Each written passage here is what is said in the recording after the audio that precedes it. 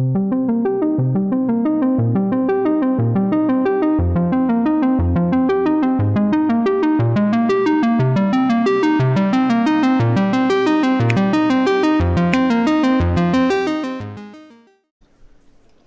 and welcome to Let's Plays Disco Elysium Part 23.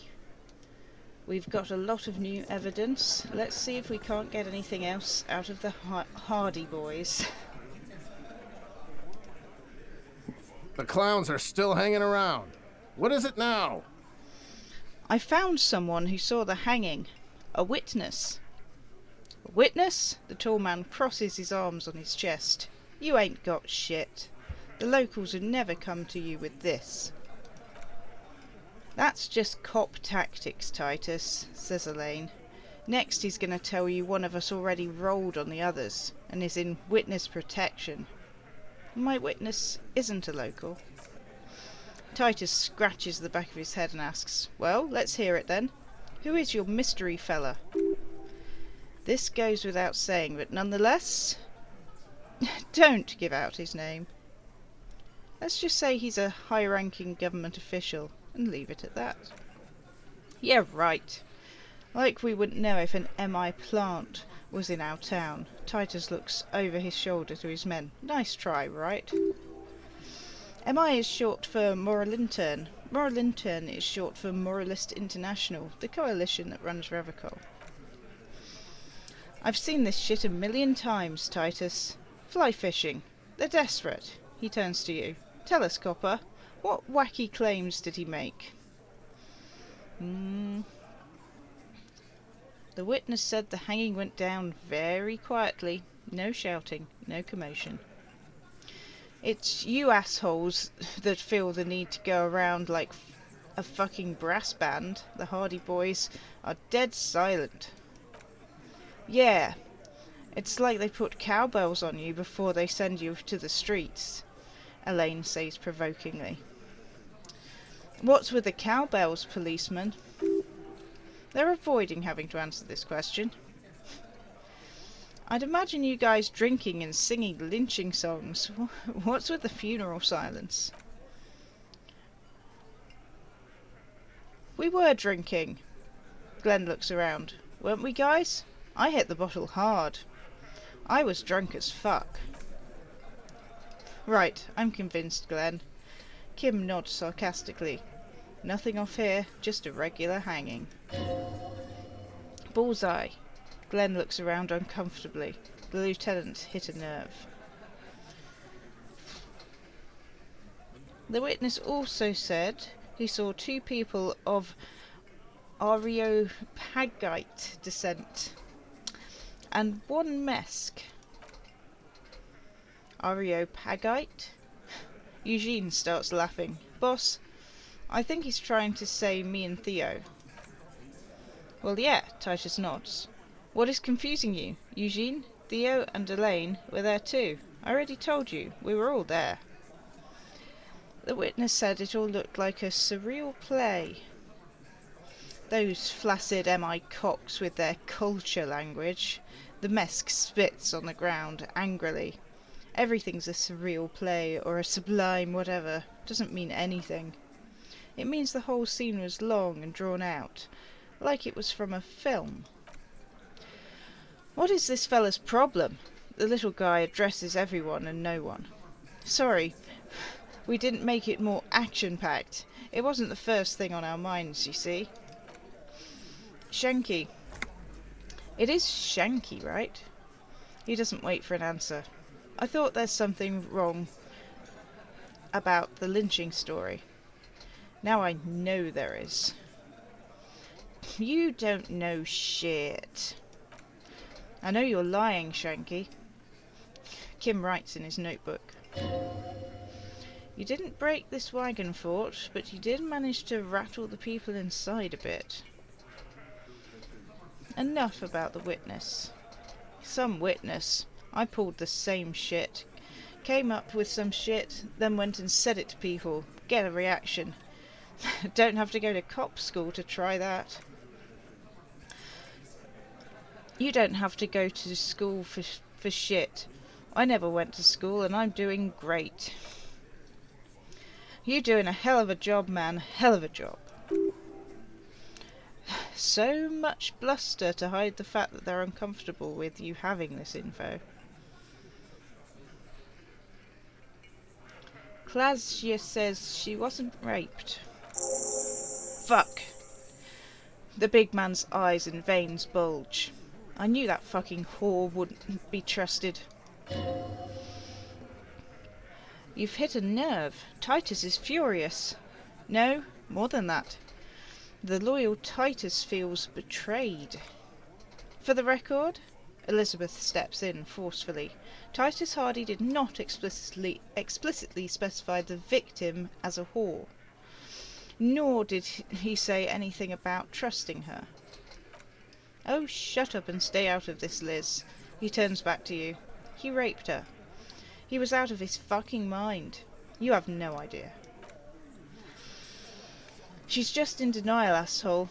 You don't understand the traumatic experience. She's shutting down. She doesn't fucking trust you. Yes, she's crazy, you know, the rat-faced man says carefully. A crazy bitch, you know the type. She's fucked up. This is a diversion. Stay on track.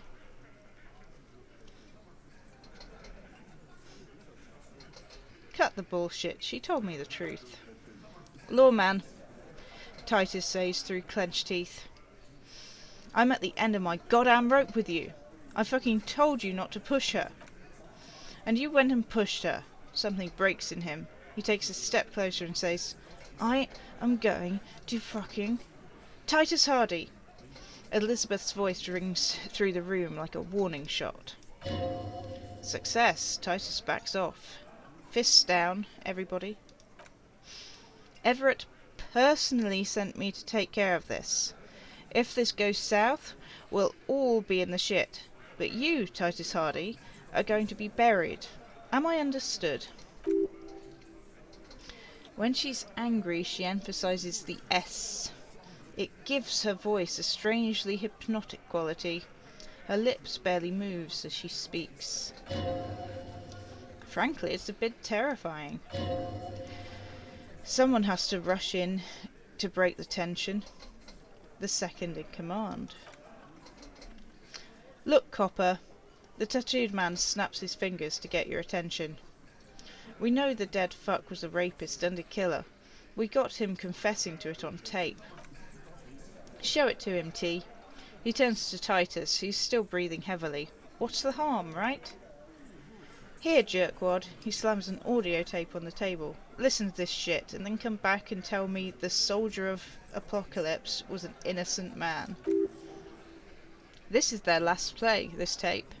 Their story's in tatters, a mess. It might be nice to listen to, but at this point you don't need to. So what's on this tape? What's on it? We call it the Door Gunner Megamix. You'll know why once you listen to it. Where did you get this tape? You think we go into this shit deaf and dumb? You RCM aren't the only ones who know how to bug people. There's no university degree for that. So, you've bugged them? How? We have machines, he nods. We're in logistics. How do you think a harbour works? It's advanced stuff. Understood. You've listened in on their communications. Kim takes a little note. How long? Since way before their chief started taking swing lessons. Things got nice and quiet after that. Which one of you is doing this advanced radio work then? It's not advanced, the heavy man wheezes. You're just holed up in a coop all day, writing down what they say. It gets hot as hell in there. Don't put yourself down, Angus. It's important work. The chief picks up his beer to offer a silent toast. Yeah, man. You're like a radio genius or something. Those notes are some in-depth stuff. Indexes and shit. Where can I listen to this? I'm sure we can find a tape player, the lieutenant whispers. Where can I listen to this? Shanky mocks you. Why don't you try shoving it up your ass, genius? Yeah, play it with your ass, cocksucker. Glenn's voice echoes like thunder in the small room. I'm sure we can find a tape player. It's not a problem, Kim repeats calmly in a hushed voice. Your room had one, but maybe it's too broken. That's enough for now. I'll get back to the investigation. Don't forget your tape, Lawman. He pushes the little tape towards you with his giant hand. Compliments of Titus Hardy. Okay, fine. I'll listen to it. You do that, he says, adjusting his belt buckle. Oh, and keep it. Maybe you'll need a reminder of human ugliness someday. Okay, I'm off. Wonder if I can see anything else about this window while I'm here.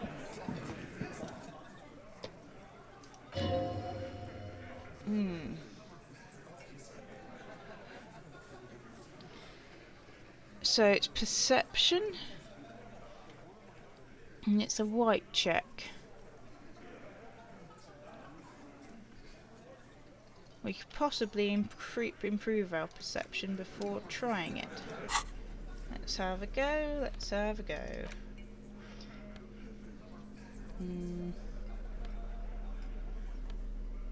Perception plus perception.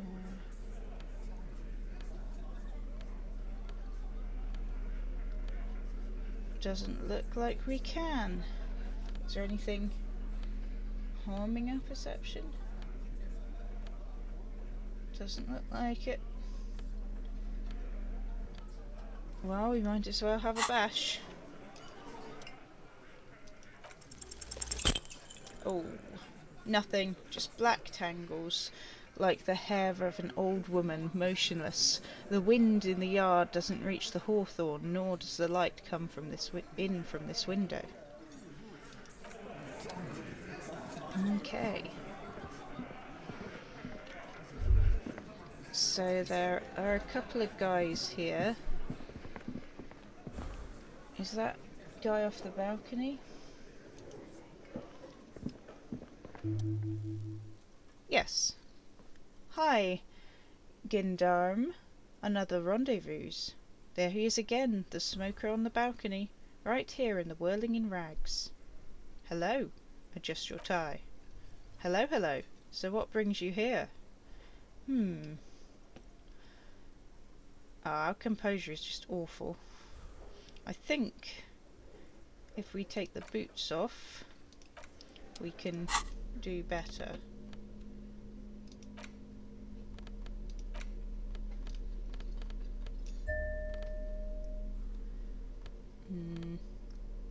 +1 to composure. Okay. Anything else that helps? Or at least doesn't make stuff worse.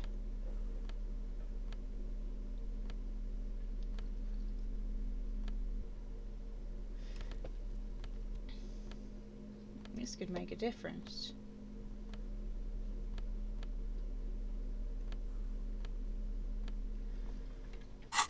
Our composure is so horrible.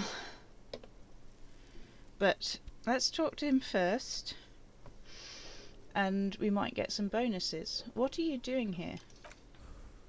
Admiring the atmosphere? He smiles. What about you, officer?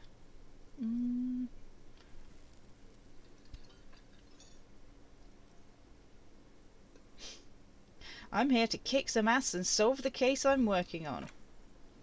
Well, here's to you. He raises a glass before taking a sip of his drink, froth grazing his mouth. Can you tell me again about that muscular type who came to investigate the crime? Oh yes, let's see. He knocked on my door a few times after the lynching. I think he was going through the entire building asking questions. What did you tell him? Nothing. That I didn't see anything. Did you tell him about your friend? He takes another drag on his cigarette before knitting his brows. What friend? Your Sunday friend, the witness. No, I don't think it came up. What did he look like? Muscular, handsome. He shrugs nonchalantly. Strong, like one of those military types. Was he alone?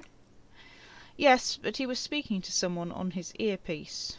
His earpiece? Yes.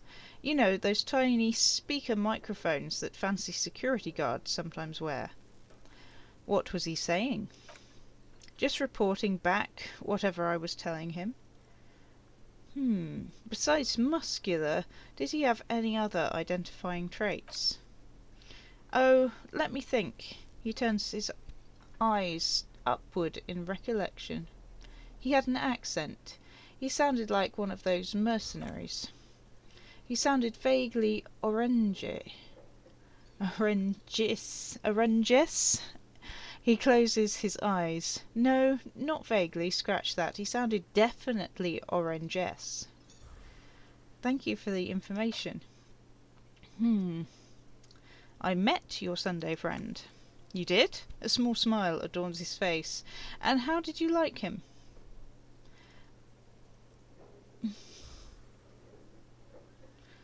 I didn't like him as much as I like you. Ah, shoot, he burst out laughing. And why not?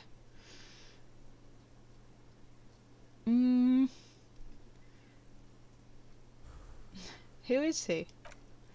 A visitor from the First World. He's not like you and me, gendarme. He smiles, and his smile seems melancholic. He can always return. Return where? To his opportunities in Occident, sur la clef. Still, he breathes in and keeps his lungs filled for a moment before letting it out. His coming and going brings some life to the village. Or is it just money? I don't know. He stares at the bar. What are you two? Friends. I told you, Sunday friends. Friends who like to get together from time to time. What does it mean, a Sunday friend? He sighs. That he won't be there when times get tough, I guess. Is that even a friend? It is. On Sundays. He smiles. Why are you staying at your place? Why was he staying at your place in the middle of the night? He has keys, and he likes the view. He waves gently with his cigarette-holding hand. To the sea, I mean. I don't want to talk about other people. I want to talk about you. What about me, gendarme? Well, we don't have much of a chance of passing this, but we should get another chance. It's the sports. He's a sports guy. All about the physical prowess and the athletic skill. Nothing else here. Bye-bye, gendarme.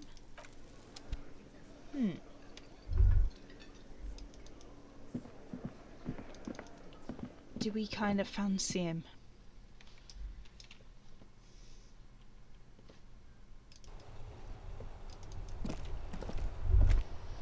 Right. I think there was some information we were waiting to get.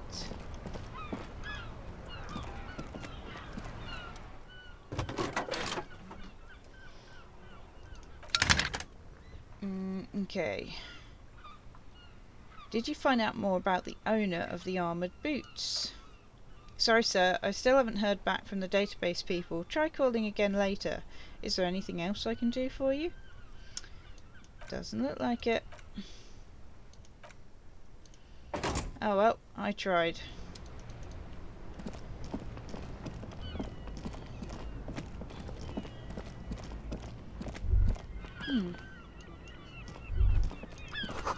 A sewer grate, a gateway to the river of filth. Okay, so I think there was something we potentially wanted to buy off this guy over here. We have a bit more money now, so it's possible. Is this the pawn shop? Because I need to sort out my radio. hope I've gone to the right place. Ah, yes, this is the place. Before I proceed, I might want to add some thoughts to my cabinet.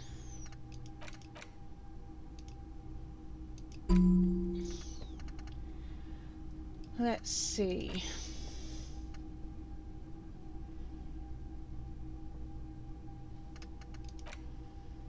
Indirect modes of taxation.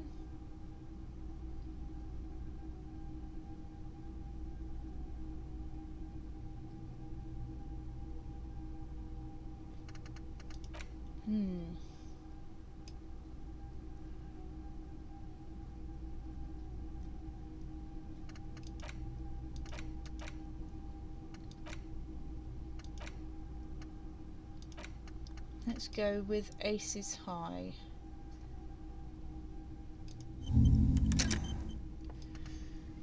Think about that.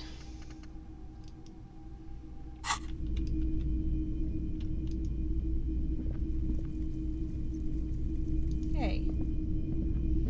Hello again. How can I help you? I'm looking for something that plays a tape for police business. Yeah, we still have those boom boxes on the shelves.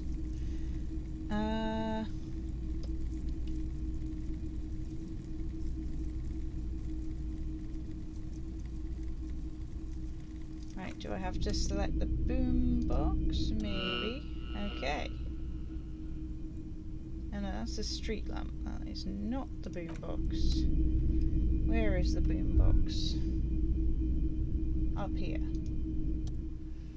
Okay, 12. Gosh, we don't have that much. Can I just play a tape on the boom boxes real quick? Sorry, man. I can't be giving out freebies. Never have. Won't now. Can I get a discount on this boombox? A police discount? A discount? I do have to keep the lights on, man. It's 12 real. Remember, he doesn't like music. He likes sounds. The Door Gunner Megamix is his kind of tape. Certainly, he'd give you a discount if he knew you'd play something so experimental.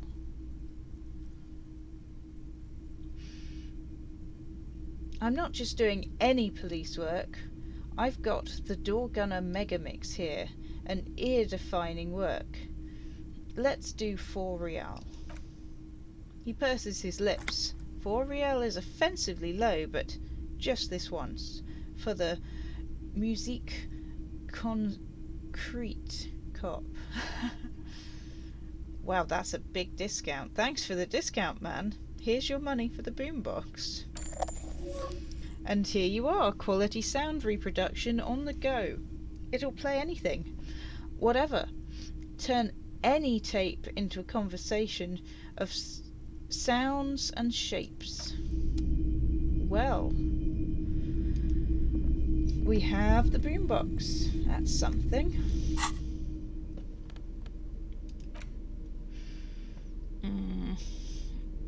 Where is it? Tools?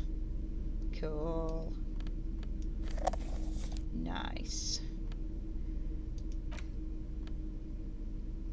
Okay.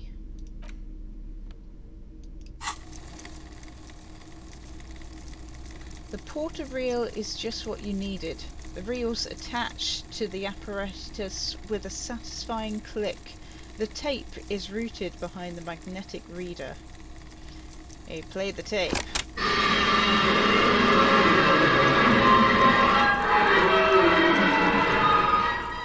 You push commencer and the tape starts spinning. Violent static and machine sounds fill the air. This isn't Revocol, a man's voice says. This is a fucking village. I can almost see the elephants. Another loud screech, some kind of machinery. The harbour. The lieutenant takes out his notebook. That's the sound of a Valsund crane. More static. When this shit is done, I'm gonna tear that place up, Soldier of the Apocalypse style. Kill shit, dogs and chickens too. Gonna rent a room, Corty. A real nice one. This part is unintelligible. I don't give a shit. I'm fucking done. I'm done mentally. I'm gonna fucking do them all in. Rape that disco cunt on the counter. You know, the dancer whore upstairs. Do it Ko-Hyo style. Never did get that taste out of my mouth. A click, then silence. The rest of the tape is empty. The lieutenant presses the button marked Arrêter on your porter reel. The tape stops spinning. What was that at the very end? Silence? End of recording. What do you think? It seemed authentic enough. Probably recorded off their shortwave, then edited to seem more incriminating. He sounded like he was on patrol around the harbour walls.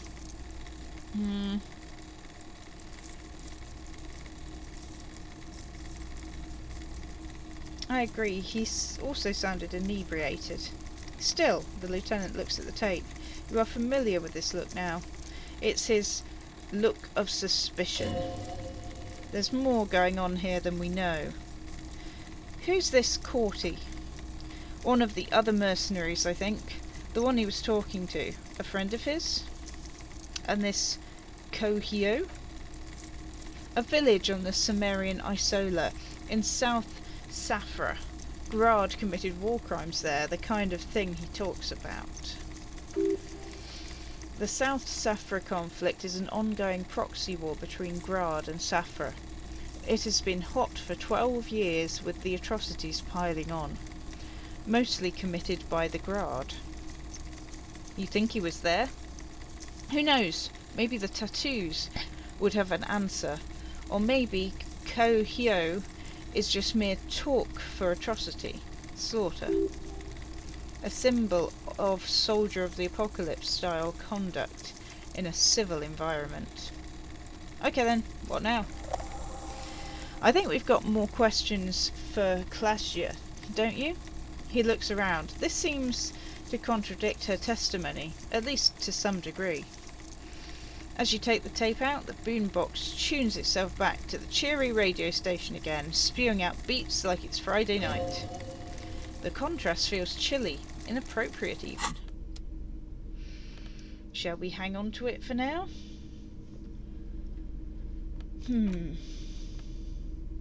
Let's have another look at this tattoo photo. Nothing new. Could poke again into the meaning of this tattoo.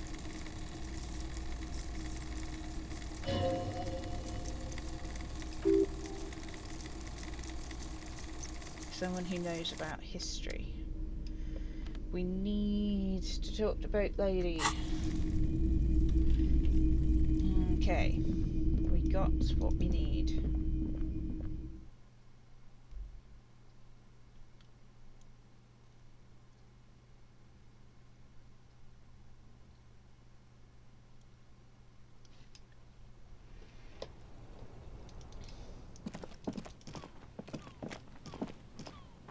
I think we might be able to cross the river now. Let's have a look at this shopping. Everything's still cool here, officer.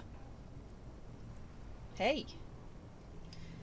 You can persuade him to give us some money. Hey, why not?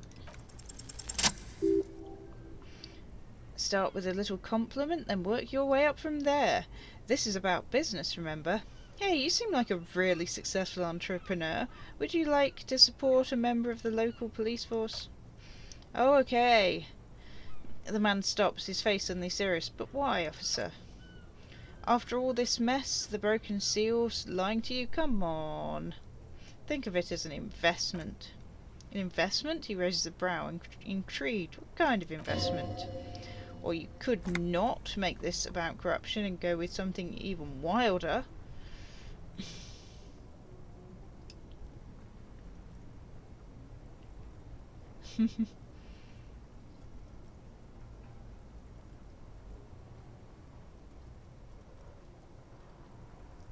It's an investment in me, a highly experimental human being. My risk-reward ratios are insane. I guess it can't be any riskier than speculating in exotic derivatives. How much we talking about here? 1 million real. But officer, I don't have that kind of money. There's got to be a more modest investment. How about 10? Wow. 10 real is a bargain for that kind of investment. You got it, my man. He takes a 10 note from his leather pouch. Righto, where are you from? Me? It's a boring story, officer. Who cares about the past? I'm all business now, all revocol. This man probably comes from Sigay, sometimes known as the Apricot Suzerainty, an archipelago in the Sumerian Isola. Okay. You're from the Apricot Suzerainty, right? This calls to mind an era when the Sigay archipelago was colonised by Revocol. It's a bit of a slur, in other words. Sorry, I didn't mean to say that. I meant to say that you're from... Let's pronounce it very painstakingly. Sigay. Very cool, Sileng nods, his eyebrows furrowed. I admire your awareness of our intertwined histories. It's super nice of you to apologise for colonialism, but the Apricot Suzerainty is a shithole. That's why I left.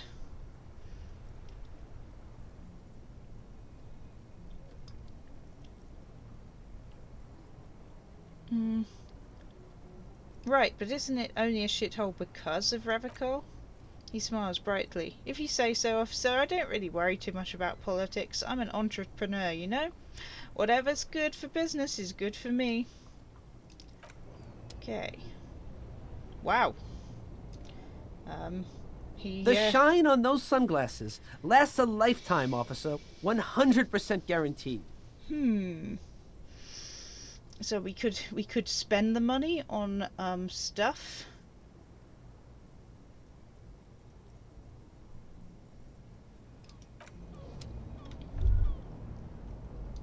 The shine on those sunglasses. You keep coming back. That's good, officer. Keep browsing those clothes. Keep saving that economy.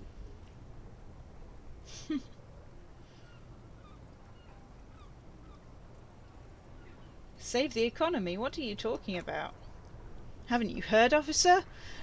We've got to be economically conscious. Recycle your cash. Keep it in circulation. Don't buy new things. Buy eco. Thanks for the advice. I'll try to be more economically conscious.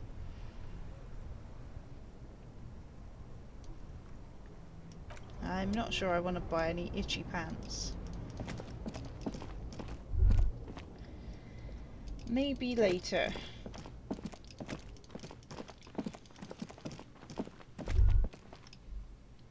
Can we get across the river? Can we? Can we?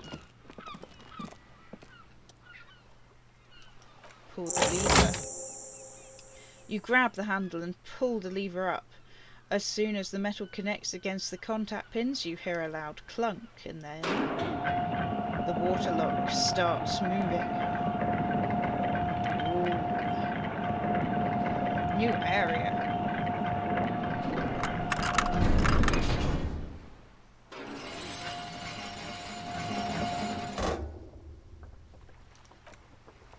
Okay, the lieutenant looks across the canal.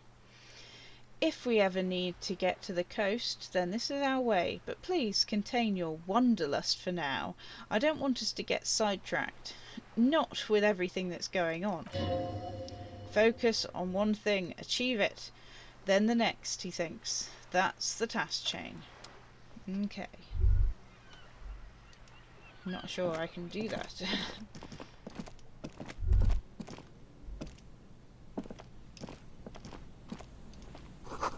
The radio relay hums with electricity.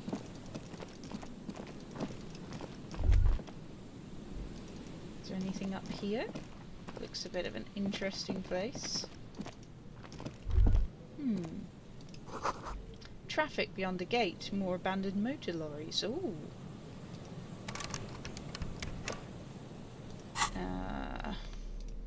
Can we get in there with a crowbar? Maybe. Yes, we can. Ooh, some biker cop sunnies. The sign says no entry. Someone scribbled an inverted star on it.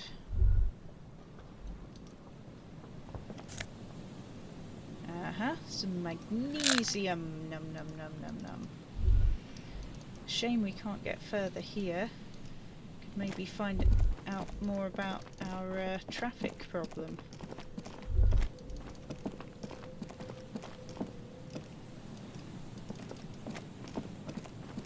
So,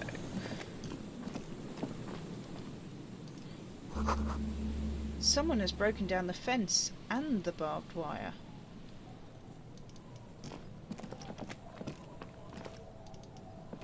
Right, this looks like where our crazy driver went.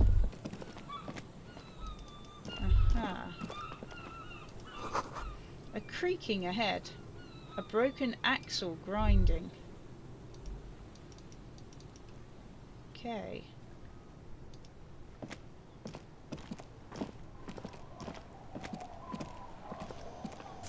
It's a wrecked car, alright.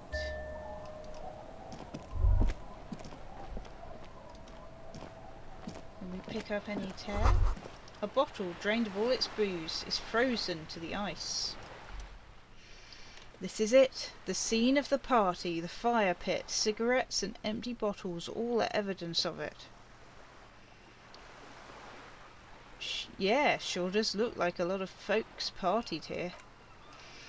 Looks like they were here a while, judging from all the bottles. The sunken motor carriage provided them a focal point, like a goose ice sculpture or a chocolate fountain. Hey Kim, looks like we had a couple of partygoers here. Looks like it, says Kim.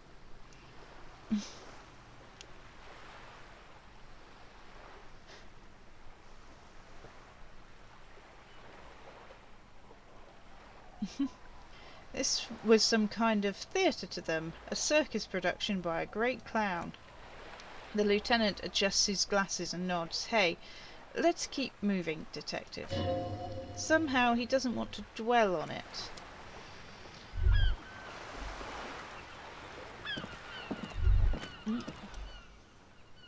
A banged-up motor carriage lies half submerged in the icy water, slowly sinking into the Insulidian Ocean. Only the cabin top, rear wheels and the engine remain visible. It must be cold and lonely down there in the icy water. Remember the tyre tracks in Martinez? This is where they were leading. So this is where all the tracks were leading to? It appears to be so. The lieutenant has a peculiar look in his eyes as he inspects the wreckage. Let's investigate. I agree, the lieutenant replies. His eyes never leave the sunken vehicle. We should definitely investigate. You get a sudden sinking feeling. Stomach acid comes up as you look at the motor carriage in the deep, dark water. Why the doom and gloom? It's just a sunken motor carriage. Some motor carriages are bound to end up in the sea. Run your hand over the cold metal. The motor carriage is properly sunk in the ice. Getting it out would require a team of specialists. What is the make of this MC? Can I see a logo? The logo is too deep in the murky water. You can't make it out, but you do see a monkfish float by. How long has it been here? The ice hasn't closed around the vehicle yet. He leans forward to peek into the cold water. I guess it's been here since last Saturday or Sunday. The estimate is correct. The incident probably occurred on Sunday evening. What should we do? Let's wait for the low tide and see what's inside. Great idea. Then we can get the things inside. The joyrider must have left something good inside, right? Guns, papers, maybe a cool jacket. A joyrider jacket. A joyrider jacket? You feel a strange connection to this joyrider. Maybe he's from some kind of joyrider's district and likes blue and white racing livery, like a cop would. How long will it take for the low tide to come in? I don't know, an hour or two tops. Okay, we'll sit and wait for the tide to recede.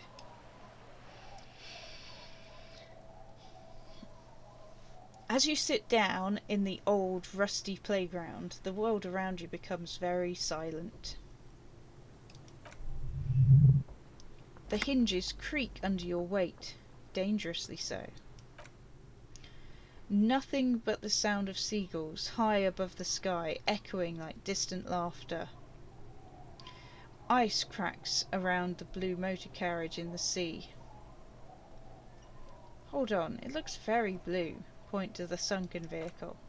Yes, it does, says Kim. What's your favourite blue thing? The lieutenant is staring at the wreck. Let me think about it. Let's whistle a tune. Dramatically. Woo! The tune on your lips forms a strange yet undeniably beautiful contrast with the surrounding bleakness. The lieutenant gives you a quick glance. Then, still looking straight ahead, he joins you with a higher pitched and slightly more melodic trill. Two birds on a wire whistling by the seaside, looking at the water and a sunken car. The clouds pass in the sky, and the shadow of the swing moves like the hour hand of a timepiece. 30 minutes have passed. Looks like this might take a while. Time to present a good topic for discussion.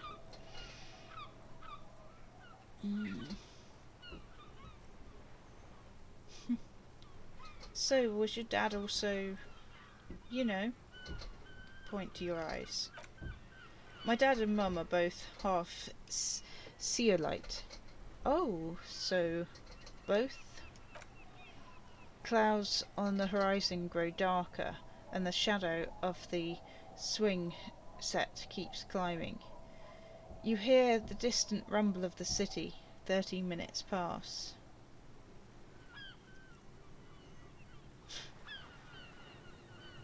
Do you think I will ever find my gun? The lieutenant's expression suddenly turns very serious. God, I hope so. I've been thinking, if I put enough time into eating right and exercising, I could turn myself into a living weapon. Then I won't even need a gun. Your voice echoes on the water, strange and out of place in the environment. 30 more minutes pass.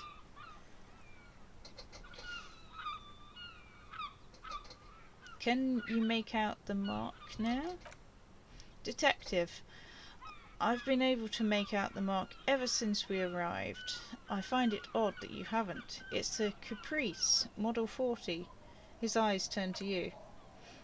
It's a simple and rugged machine, favoured by working men, government offices. He pauses to think. Firefighters, animal control people, those kinds of people.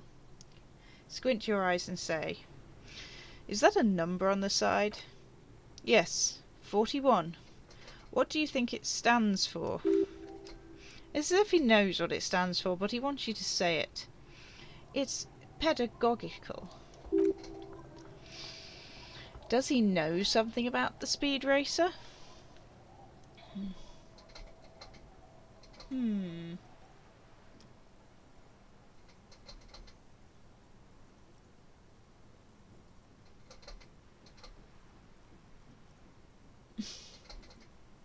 Oh God, no. I'm sorry, Harry. I'm so sorry. 41, Precinct 41. A massive pit opens in your stomach and the most terrible feelings come over you. No, just nope. Say no to this, Harry. Oh my God, it's mine. I drove my car into the sea. I'm afraid so. Yes. It looks like you started in front of the whirling, jumped over the canal, and then drove your vehicle in the sea right there. Maybe I was in pursuit of someone. Of whom? The lieutenant looked sceptical. I don't think so. If anything, you were probably drunk. The badge, the gardener, now this. The lieutenant adjusts his glasses and doesn't say anything. There is also a fourth thing you've lost. A fourth thing? More precious than the gun, the badge and the motor carriage combined, lost forever, into the deepest seas.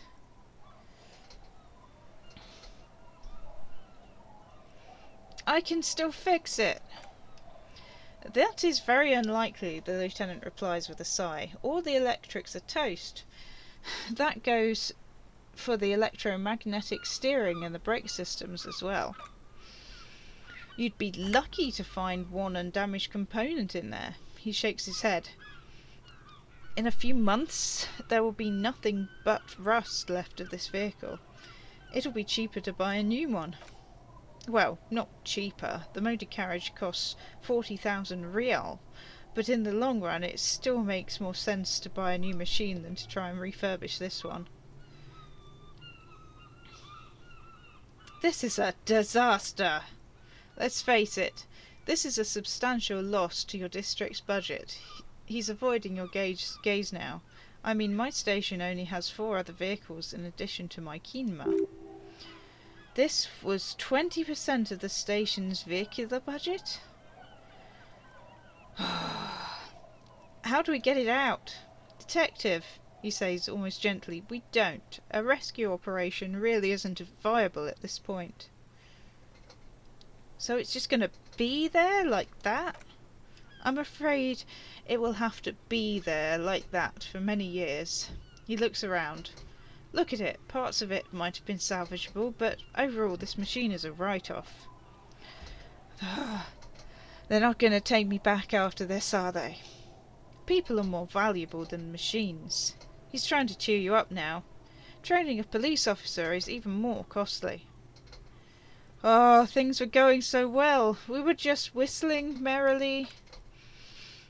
You can still whistle, the lieutenant says with a smile. Besides, the night is always darkest before dawn. Well, at least I can see what's in there now.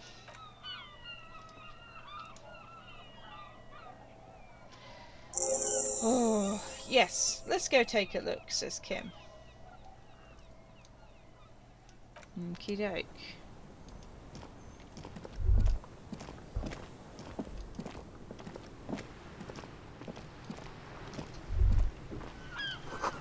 The ice just off the coast crackles, shifting. Yay, my badge! Ooh, and a very nice RCM jacket. That looks good. Visual calculus. Useful. How do we look? Kind of official.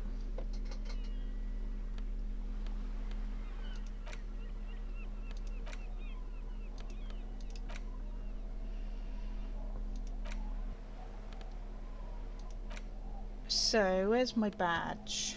Ah, interact. Let's have a look at my badge. The thick blue piece of acrylic covering a thin leaf of paper with the officer's name and rank on it. Next to the writing you see a man stare back at you, a younger version of you, already disintegrating inside but still presentable on the outside. A police badge on which you see the photo of a man, you. Some seaweed is stuck to the back. I found my badge! At least something good came out of this. The lieutenant glances at the badge in your hands. Study the badge. Encased between 2 drawable plastic sheets is a bluish card with lines of information and a watermark in the shape of the street grid of Revicol West. You see a photo, a name, a rank, a document number, the date of issue, and, in the lower right corner, your precinct. Precinct 41? Yes, it's the designation of your precinct 41. Like mine says 57. The 57th is mostly industrial harbour, a lot of asphalt. The 41st is... He stops. What? It's a tough station to work in. You have all of Jamrock to cover. That district should have 3 precincts, but money is what it is. It's no wonder you are like you are, he thinks. But then again, a faint smile. It's a legendary district, and a hell of a station too. It must be an honour and a curse to work with people like Price, McCoy, Badayuva, Roberts, Furback, Demetri. Suddenly names from your decoupage from your decomptage flash in your forebrain. And you? Is it an honour to work with you? Don't ask him. Ask yourself. The badge in your hand shines as you rotate it, catching the light. You see lines of information on it and a shining watermark. Look at the photo. The man keeps winking at you with his green-grey eyes. The photo is old, no doubt about that. But the badge is new. You used an old photo on a new badge. Good choice. A newer photo would look different. How old? 8, maybe 10 years. The guy in the picture is rather good looking. He's got a nice haircut and is distinctly lacking in massive sideburns. And he's winking. Why? Why do you think? His face is already contorted by the expression, although it looks less grotesque on him than it does on you now. The badge in your hand shines as you rotate it, catching the light. Okay, name. Harrier Dubois. Harrier. That's long for Harry. And you are Harry, he thinks. Everett was half right. Probably not a lot of people know your full name. Whoever told you you're Harry Dubois didn't.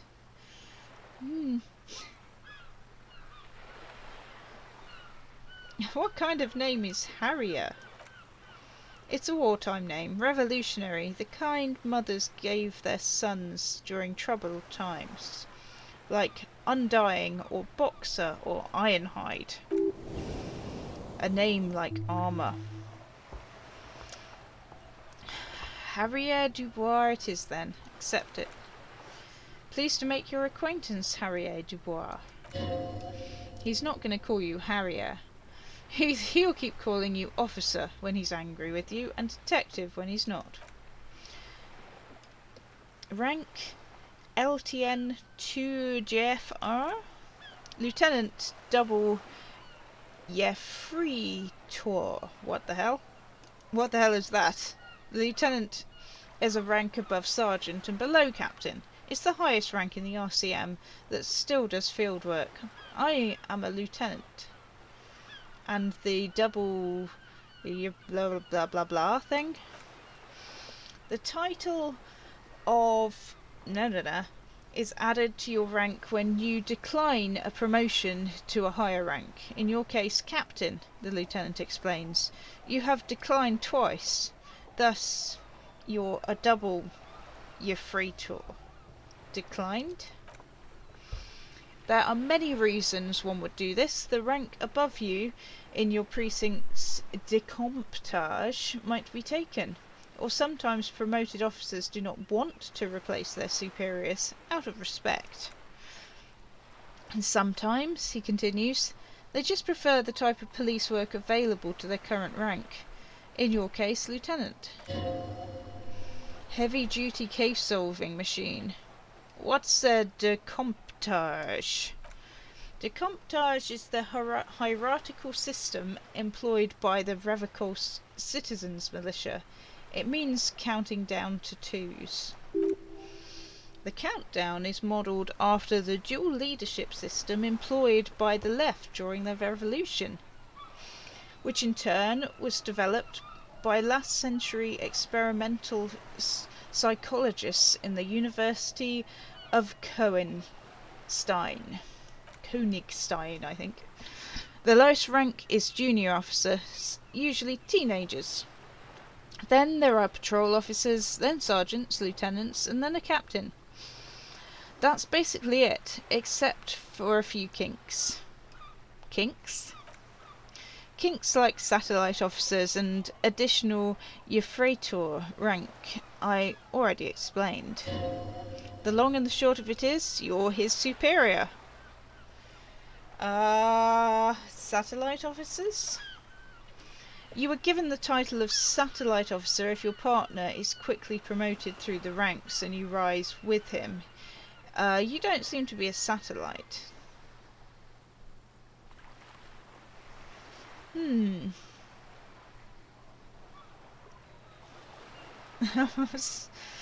Oh man. Thanks for explaining this. Let's not mention the fact that I'm his superior, shall we? My pleasure. I thought my rank was drunk.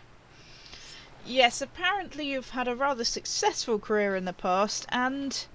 He pauses to examine you. This leads me to believe maybe your current situation is only temporary.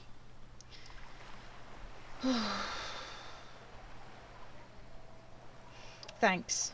That gives me hope. Good, he says with a quick smile. Let's have a look at the card again. So this is a very long serial number.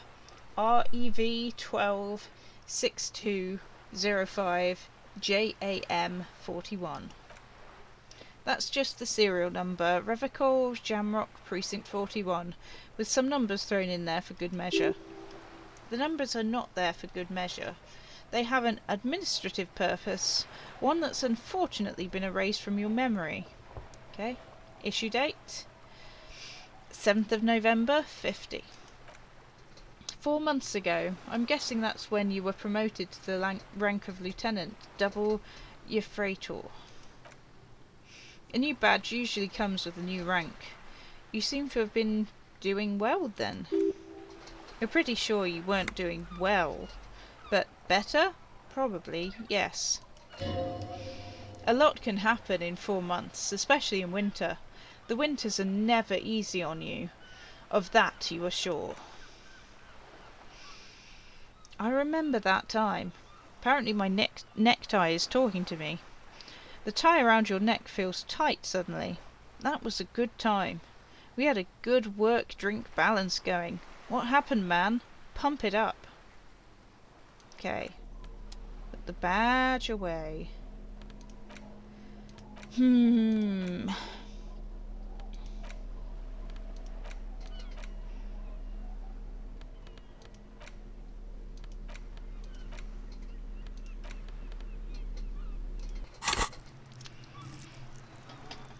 So, we have a lot of skill points. We could make use of some of them.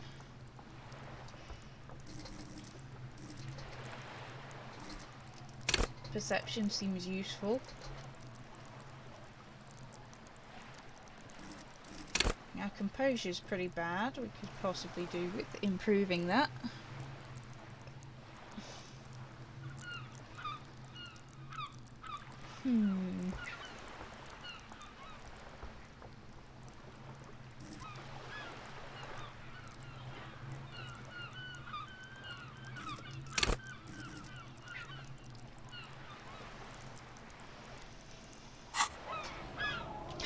I gotta put some points into something sometime.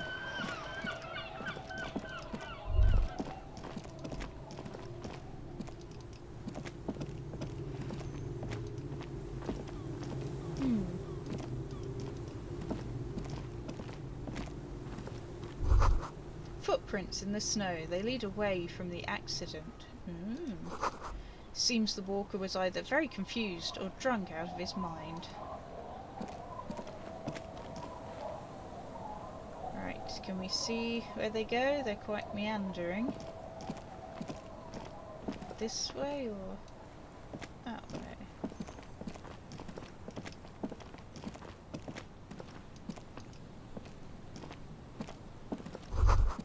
There's a boat tucked away underneath the tarpaulin cover. Great news! The boat is big enough for a grown man like you to fit underneath it in a supine position. Wait, what would I be doing under there? I don't know, sleeping? What do people do under boats? This is merely a measurement from your visual cortex. Do with it what you want. Okay, great news. I found somewhere new to sleep. Huh? I said, great news. I found somewhere to sleep. Point to the boat. Under this boat. It'll be free.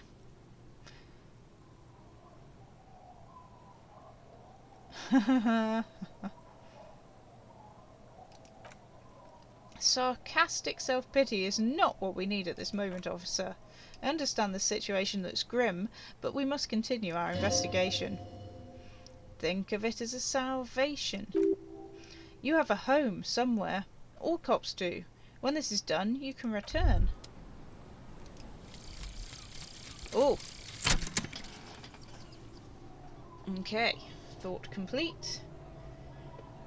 4. Ooh, that's useful. For the rest of the world, the Aces High is just a cool Revocol thing, politically neutral. In Revocol, it still holds revolutionary connotations. Also, have you looked at Lieutenant Kitsuragi's clothes? He wears a bomber jacket, just like the ones worn by aerostatic brigades. And those cargo pants could store tools for hotfixing your aerostatic. Maybe you should ask him about this.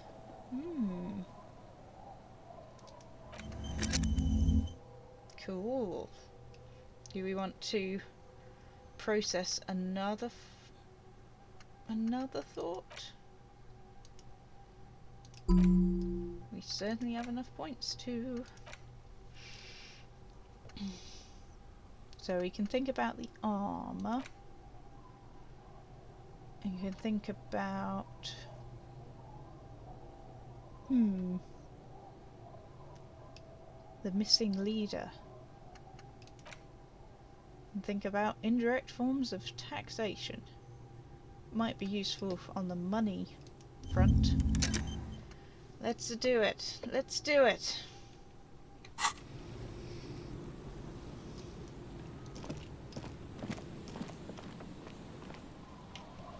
Ooh.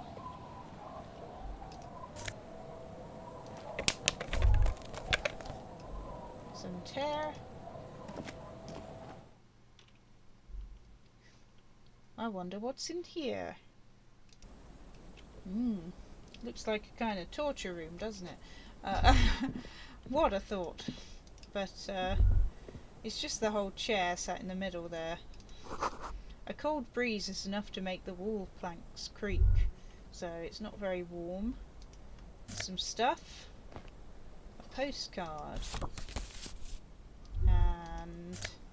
ooh! A dramatic bow tie. Bow ties are cool. Have a look at this. You see a dark red chair in the dim light of the room. Oh, maybe we need to get our torch out. It's only a red chair, just a red chair in an empty shack with what looked like a dusty bow tie on the shelf. Nothing to see here, right? Seems like we need to investigate it then. Investigate the blood red chair? You're going to leave it alone, Harry. That's what you're going to do. Oh my goodness. Let's get our torch out.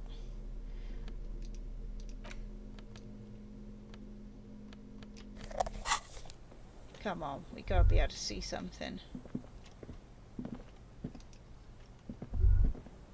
No? Nothing? This seems like a creepy room. Well, apparently I'm gonna leave it alone because I cannot find anything. We'll see if we can find anything extra next time. So thank you for watching. Take a gander at my Patreon with its awesome rewards and support these videos and my other creative endeavours, if you will. And don't forget to like, share and subscribe. Thank you for watching. Good day. Thank you to my epic patrons who make videos like these possible. If you enjoyed this content and would like to see more, don't forget to subscribe.